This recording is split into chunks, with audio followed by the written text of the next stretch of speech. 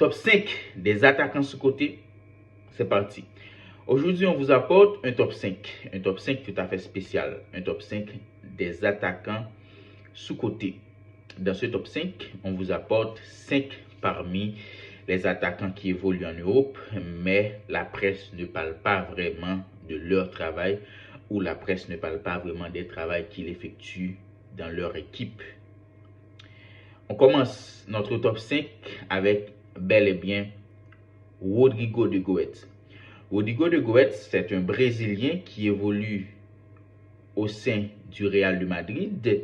Après l'arrivée de Kylian Mbappé, c'est un joueur qu'on retrouve dans un rang inférieur comparativement à la saison dernière. C'est un joueur qui était toujours et qui est toujours présent pour le Real de Madrid dans les moments difficiles, notamment dans les saisons passées contre Manchester City où il a réalisé des doublés pour permettre au Real de Madrid de qualifier pour la grande finale de la Ligue des Champions.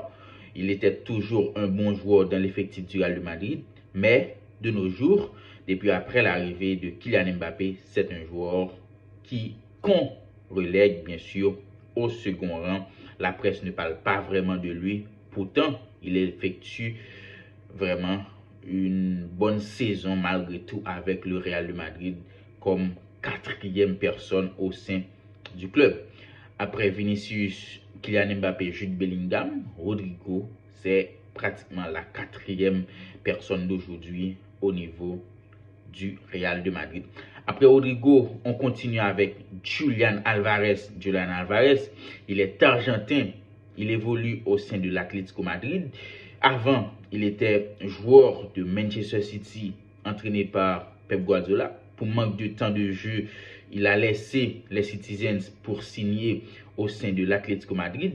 Depuis son arrivée à Madrid, il réalise tout de même une très bonne saison avec l'Atlético Madrid, mais la presse ne parle pas vraiment de lui, on ne sait pas pourquoi. D'ailleurs, le dernier match qu'il a joué contre le Real de Madrid, il a terminé homme du match et il a marqué le premier but de la partie sur penalty. Il faut regarder beaucoup plus Julián Álvarez dans le jeu, dans ce qu'il produise au sein de l'Atlético Madrid. Après Julián Álvarez, on a un joueur, il est suédois. Il s'appelle Alexander Isak. Avant, il évolue en Espagne. Après, il a quitté l'Espagne pour aller en Angleterre au sein de Newcastle. Depuis son arrivée à Newcastle,